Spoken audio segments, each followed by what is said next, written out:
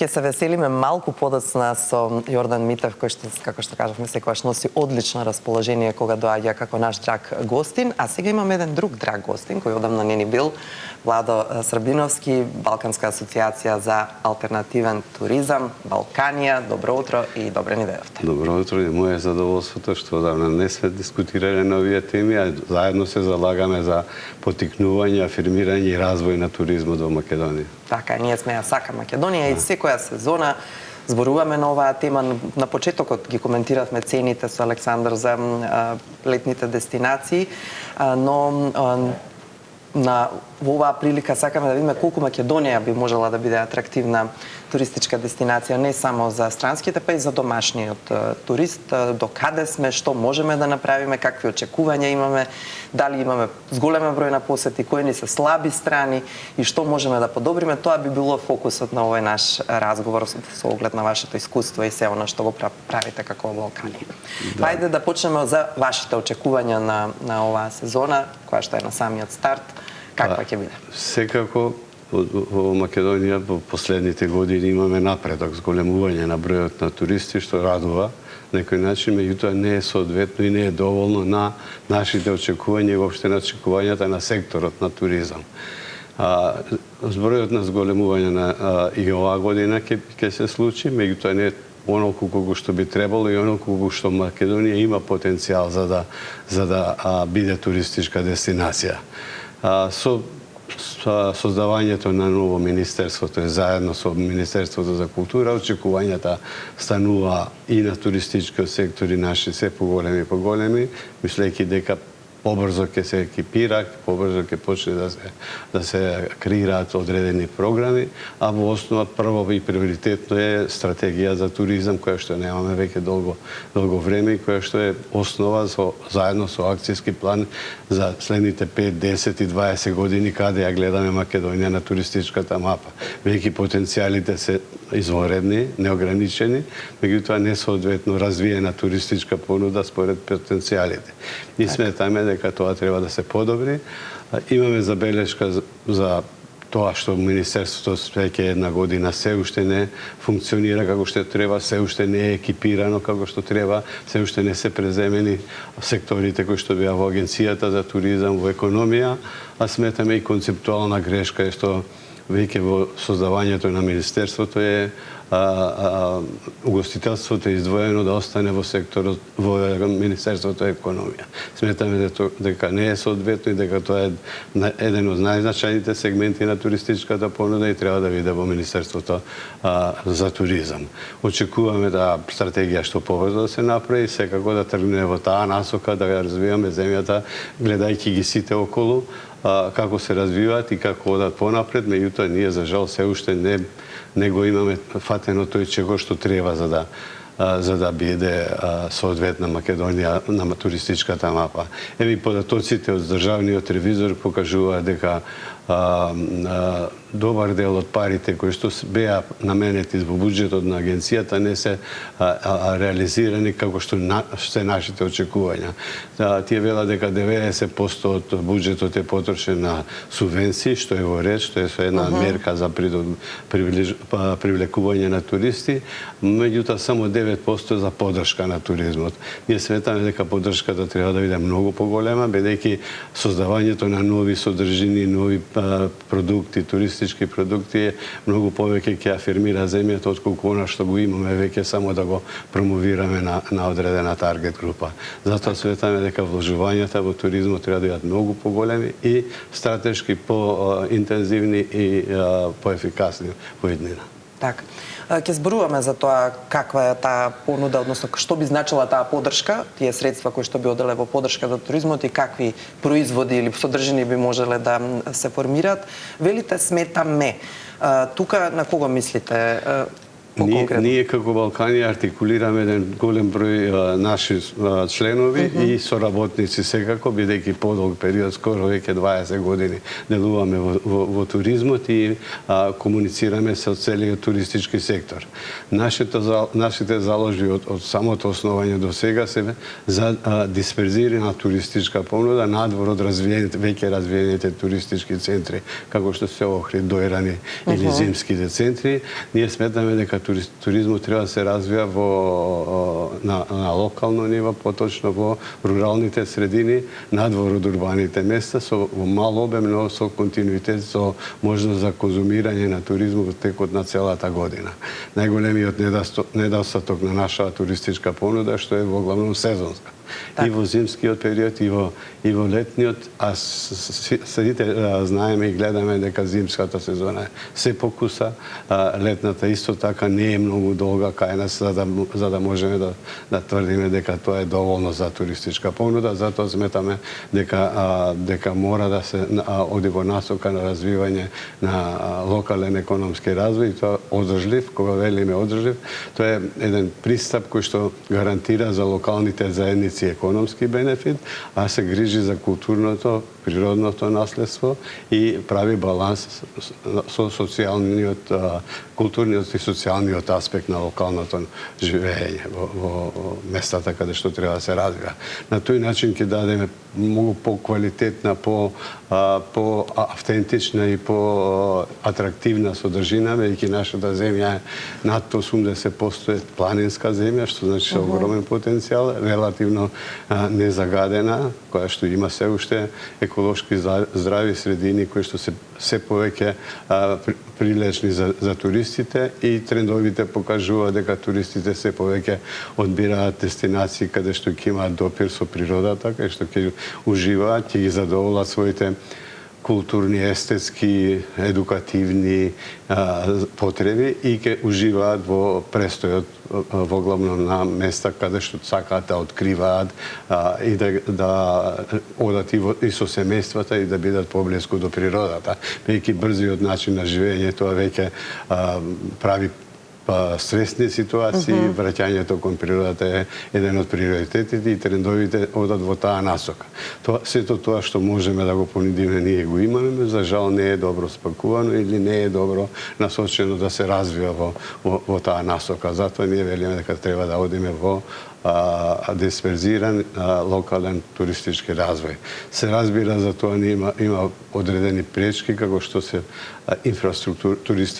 туристичката инфраструктура и воопшто инфраструктурата во земјата, која што не дозволува такви можности да бидат ефектуирани. Еве најнова податок од Заводот за ревизија, ние имаме негде околу 1836 села.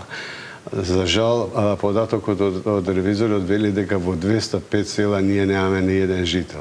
А во 218 села во нашата земја имаме помалку од 10 жители. Тоа е стварно поразителен податок и тоа ни укажува на најголемата закана за нашата земја, за одржливост на нашата земја во руралните средини, миграцијата и депопулацијата на населението, кое што директно влијае и на целиот понатамошен развој на земјата. Затоа мораме да преземеме, како систем, како држава, повеќе активности, комплексни активности од повеќе сектори, за да се обидеме да ги задржиме луѓето на своите имоти, на своите поседи. А едно од можностите тоа да го направи е туризмот, кој што е како област, како гранка, врзува 17 други области со себе и влијае и директно и индиректно на тоа, што значи дека директно влијае на економскиот развој, на подобрување на стандардот на луѓето, на мотивацијата да останат на своите имоти, на своите места, да работат и да допринесуваат и да имаат сатисфакција од тоа што го работат, веќе ќе работат на собствен имот, ќе имаат комуникација со луѓе, ќе имаат лична сатисфакција и секако ќе подобрат својот животен стандард. Така, ќе им доаѓаат гости, со други зборови, да, гости кои што колку можеме да бидеме амбициозни, Владо, реално во однос на овој потенцијал кој што ви е познат на вас на Балканија? Имавте многу програми најразлични со токму такви интересни понуди за туристите, колку можеме да бидеме амбициозни во однос еве на регионот?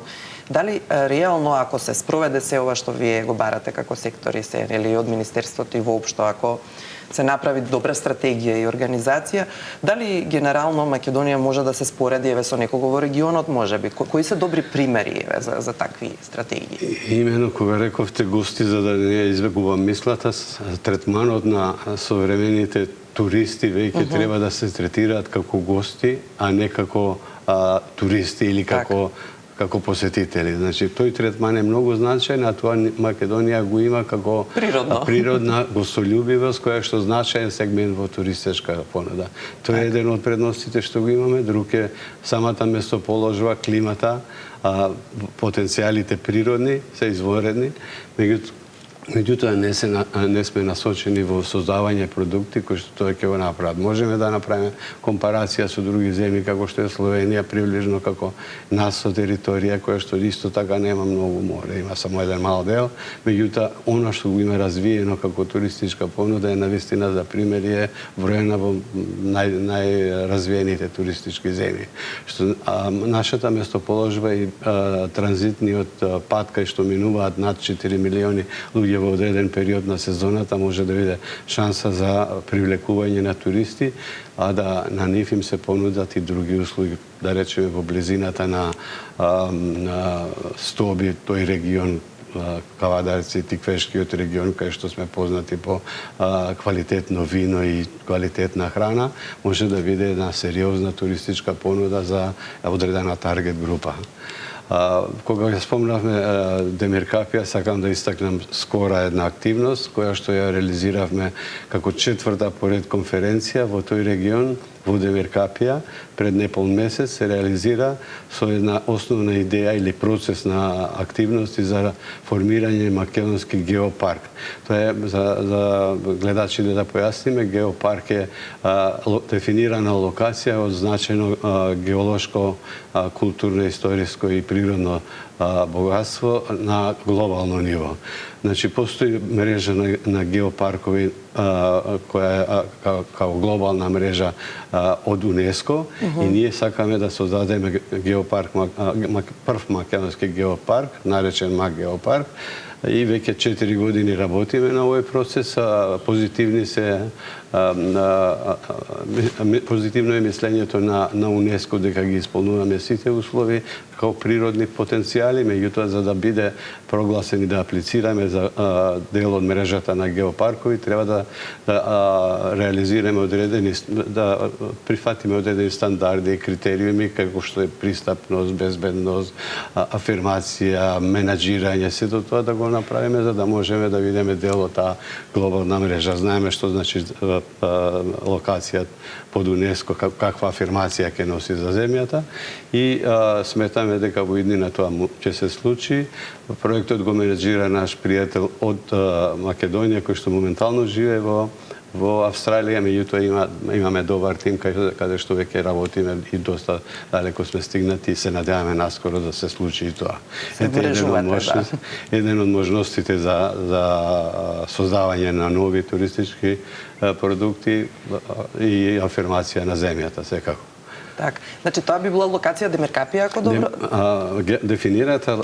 Дефинираната локација е Демиркапија, Кавадарци и Гевгелија, каде што се опфатени значајни геолошки и туристички атракции, како што е рудникот Алшар, како што е Витачево од Кавадарци, целиот тој вински регион и геолошките вредности на Демиркаписката клисура, заедно со Кожув се разбира и со...